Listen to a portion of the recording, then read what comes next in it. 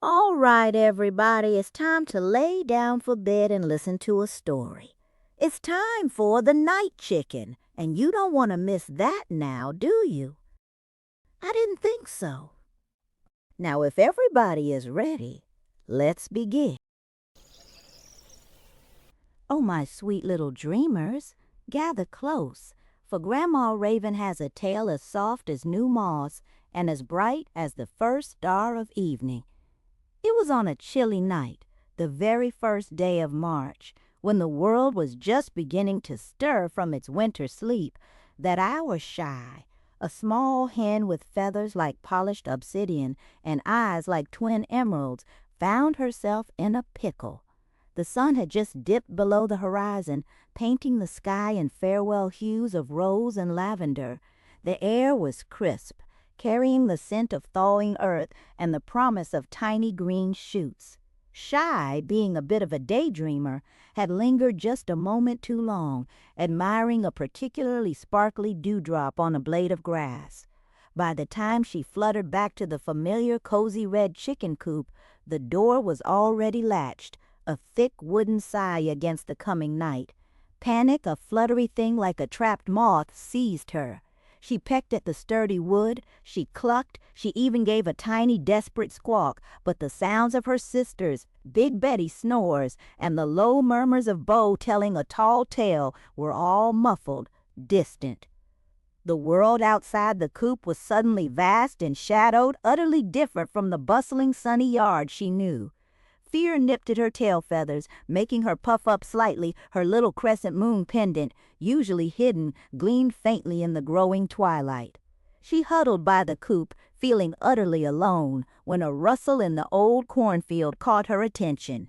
A pair of bright green eyes, like hers but much bigger, stared from the shadows. It was Shorty, the gray tabby cat, known for his witty remarks and his slightly torn ear. He was usually found slinking along the stone wall, but tonight he seemed stuck.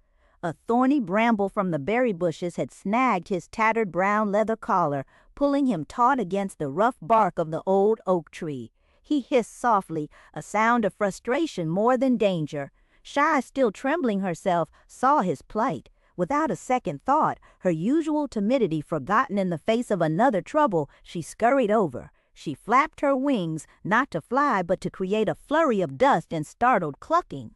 It wasn't an attack, but it was certainly a distraction.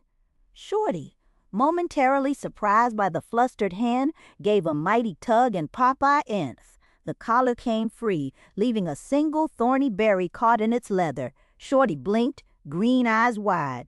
"Well, I'll be a cat, Whiskers," he purred, shaking a paw. "A hen at night?" Shy, equally surprised by her own bravery, felt a warmth bloom in her chest, chasing away some of the cold fear. He was free, and she had helped him. Shorty, ever the pragmatist, sized her up. "You're out of sorts, little shadow flapper." The coop shut tight.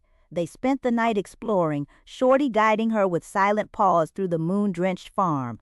The garden shed, usually just a dusty corner of her world, became a grand, echoing hall under the moonlight. They chased a particularly brave beetle that glowed a faint green, marveled at the way the moonlight painted silver stripes on the grass, and listened to the gentle whispers of the night wind.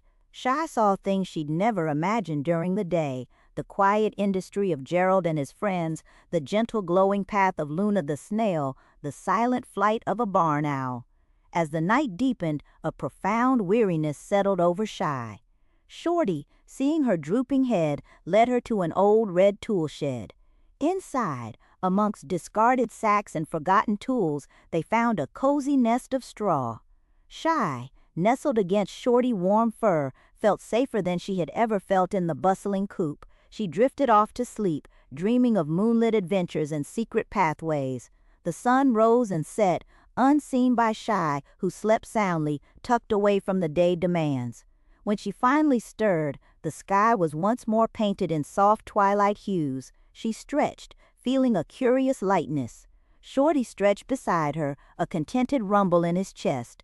A quick peek outside confirmed it. The chicken coop was still dark, its door firmly shut. Her old life, the clucking, scratching, sun-basking life, was behind her.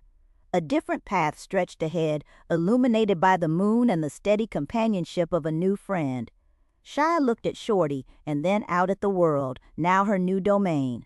A brave new beat began to pulse in her little hen heart.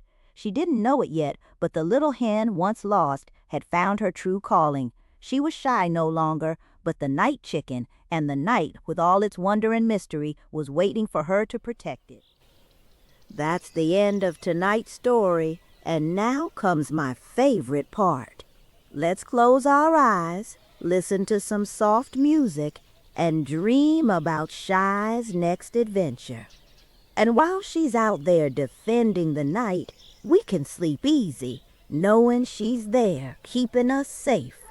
Sleep tight, everyone, and don't bite any bed bugs.